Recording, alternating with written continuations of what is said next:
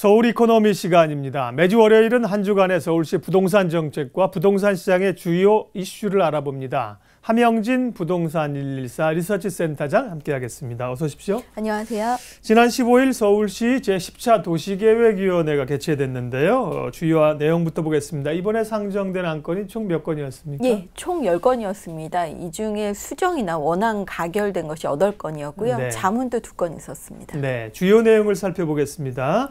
최근에 주택 재개발 재건축 해제 구역들이 많은데요. 이번에 안건 가운데서도 해제 구역이 꽤 많군요. 예, 그렇습니다. 도시계획위원회에서 강북의 주요 지역의 재개발 재건축 구역을 해제했는데요.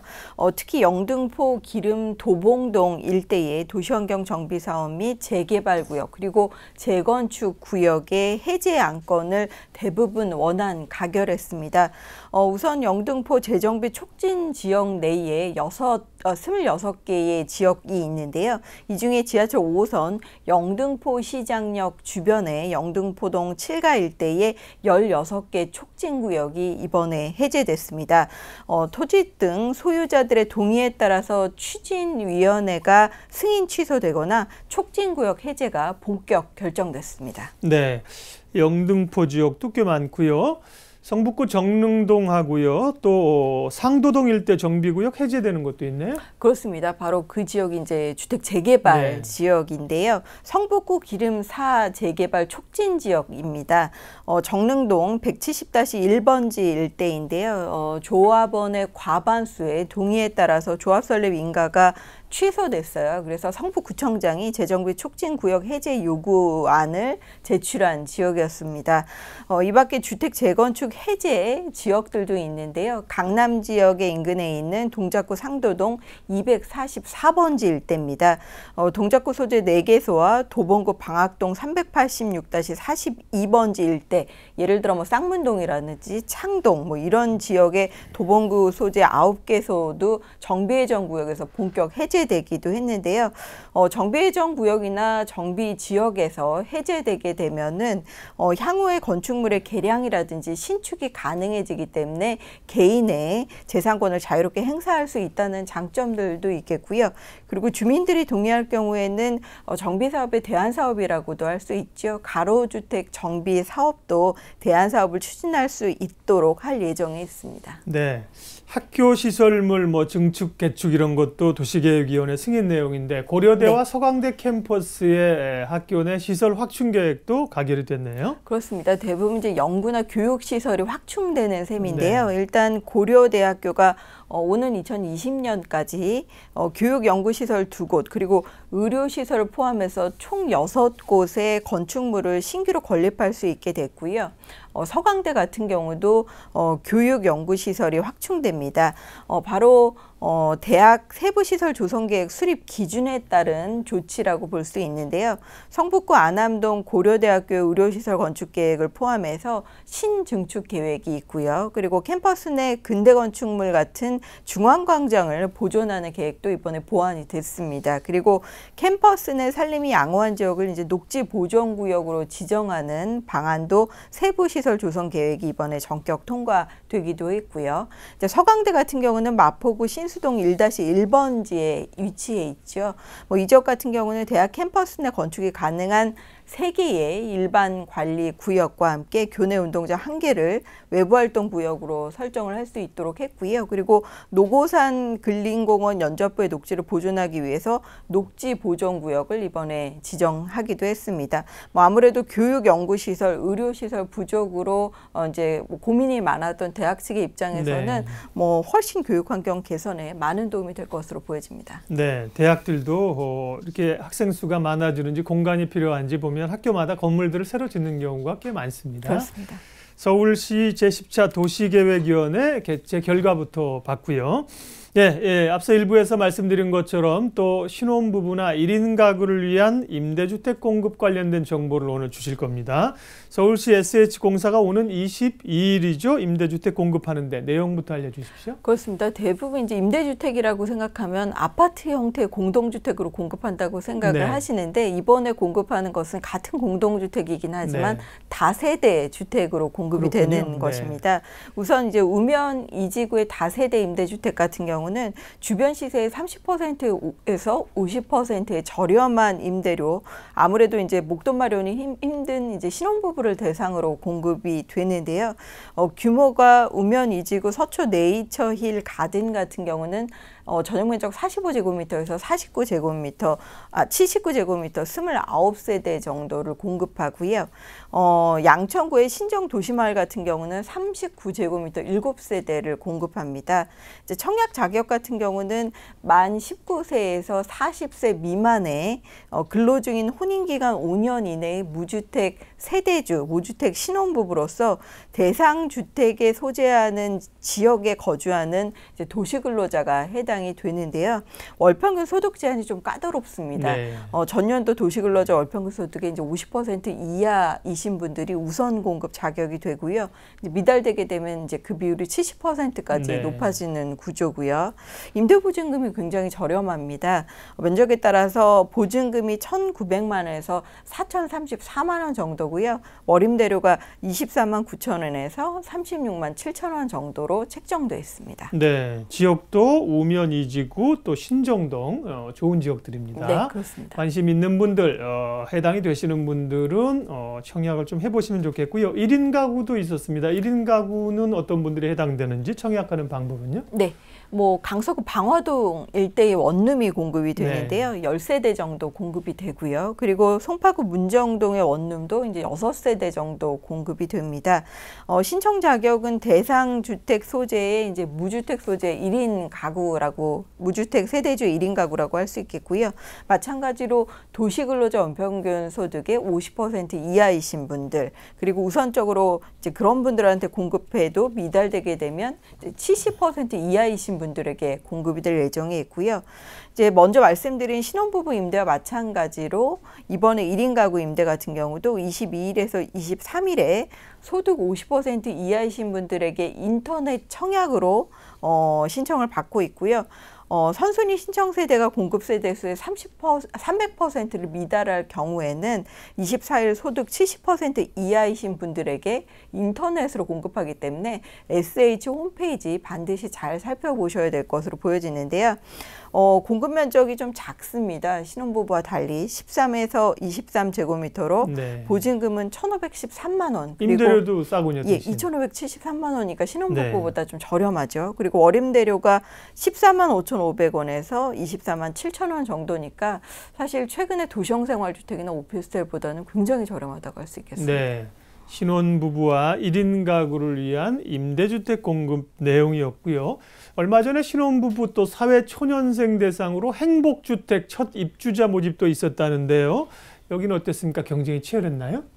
뭐 평균적으로 한 10.4대 1 정도의 경쟁을 나타내기도 했었는데요. 네. 뭐 치열한 곳은 치열하고 미달된 곳은 또 미달되기도 했었습니다. 예.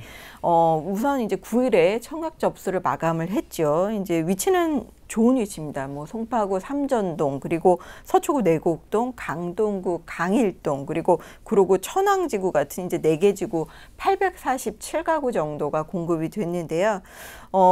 일부 신혼부부용 행복주택에는 미달 세대가 이제 나타났기 때문에 뭐 그런 부분에서 이제 보완해야 될 방향들도 나왔던 것으로 보여집니다.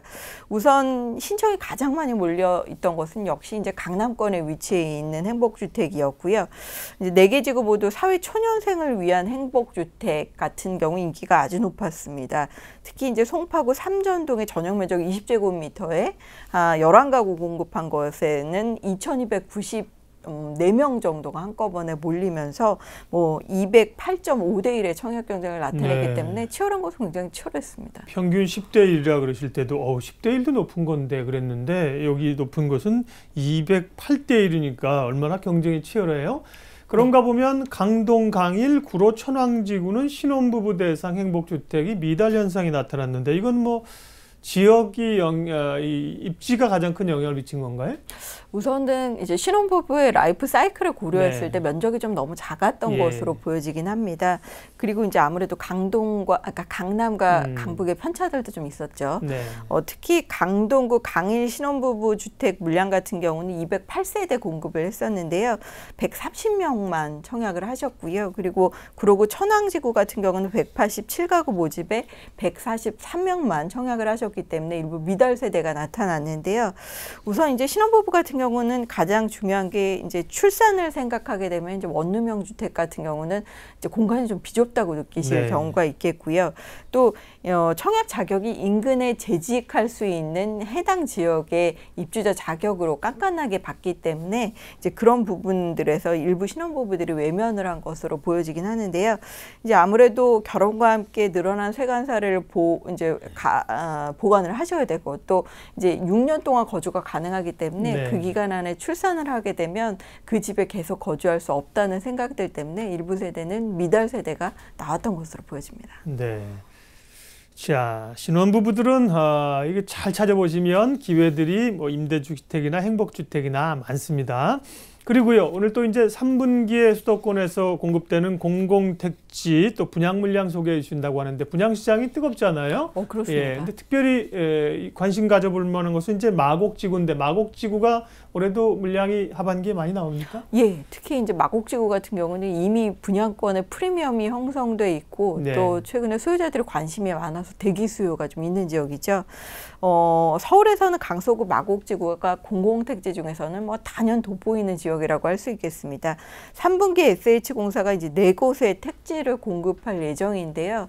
면적이 전용 면적 85제곱미터 이하 520가구 정도를 이제 8월에 휴가철에 이제 공급을 하고 있기 때문에 청약 계획 잘 세우셔야 되는데요. 아시다시피 일대는 지하철 9호선, 5호선, 이제 공항철도 이렇게 대중교통이 지나가면서 또 강남과 연접한 지역이라 직주근접이 가능하다는 장점이 있죠. 그리고 이제 LG그룹, 대우조선해양, 코롱 이렇게 이제 대기업들이 입주할 예정이기 때문에 인근 지역에서 자족 기능 역할을 할 수 있다는 것들도 특장점인데요. 아마 올해 서울에서 공급하는 물량 중에서는 좀 저렴한 분양가 그리고 청약 저축이나 주택 청약 종합 저축으로 청약할 수 있는 물량이라 수요자들의 관심이 아주 뜨거울 것으로 판단이 됩니다. 네, 그러면 여기 강서 마곡지구에서 3분기 물량은 몇 가구라고 그러셨죠? 예, 85제곱미터 이하 네. 520가구 정도. 네, 520가구니까 뭐 많은 많겠지만 생각하는 것은 몇천 가구는 일단 아닙니다. 이게 단계적으로 나오는 거죠. 단계적으로 네. 나오는데요. 이미 몇 년 전에 공급을 많이 해서 사실 올해부터 입주가 본격화됐기 때문에 네. 남아있는 물량은 그렇게 많지는 않군요. 네. 위례지구 같은 경우도 이제 올해 뜨거웠던 작년 가을 올해 뜨거웠는데 위례지구 같은 경우도 이제 분양은 거의 많이 됐죠. 그렇습니다. 그렇죠? 이제 예. 올해부터 입주하는 물량들이 조금씩 나오고도 있고요. 그리고 특히 위례신도시가 이제 군부대 이전 문제로 올해는 분양 물량이 없고 2017년에 가야지 신규 물량이 나오고 있기 때문에 이제 올해 공급하는 마지막 물량의 수요자들의 관심이 아주 치열한 편인데요. 올해 이제 한 개 사업장이 남아 있습니다. 이제 위례신도시의 C2-1블럭인데 이제 주상복합 아파트고 7월에 공급할 예정에 있습니다. 네. 택지 조성 공사가 좀 늦어지면서 앞으로 공급 물량이 좀 지연되고 있기 때문에 올해 반드시 이제 청약 통장을 사용하셔서 위례신도시에 도전해 보고 싶다면 이제 놓치면 안 되는 물량이라고 할 수 있겠고요. 다만 경쟁이 물량이 많지 않고 치열하기 때문에 이제 전용 면적 96제곱미터 131가구입니다. 굉장히 작기 때문에 확률은 좀 떨어진다고 할 수 있겠죠. 이제 이런 분들은 주변의 택지지구라고 할 수 있는 하남시 이제 미사강변지구 살펴보셔도 좋을 것 같은데요. 이번에 A23블럭에 짓는 더샵 센트럴폴에 487가구 정도가 7월에 공급되고요. 그리고 A3블럭의 미사강변 대원 칸타빌 550가구가 이제 오는 9월에 분양됩니다. 그리고 요즘 이기신도시에서는 광교신도시 주목하시는 분들이 많은데요. 광교신도시 C2블럭에 짓는 중흥 S클래스 같은 경우도 8월에 공급될 예정에 있죠. 그리고 여기 물량이 꽤 많네요. 예, 그렇습니다. 그리고 동탄 이신도시 같은 경우는 A19블럭에 짓는 물량인데요. 금강 펜테리움 3차가 7월에 그리고 A49블럭에 짓는 호밤 베르디움 5차를 7월 중에 분양할 예정에 있겠고요. 뭐 지금 말씀드린 건 대부분 다 이제 한강 이남에 위치해 있기 때문에 그럼 한강 이북에는 어떤 물량을 공급하냐 이러실 수 있겠습니다.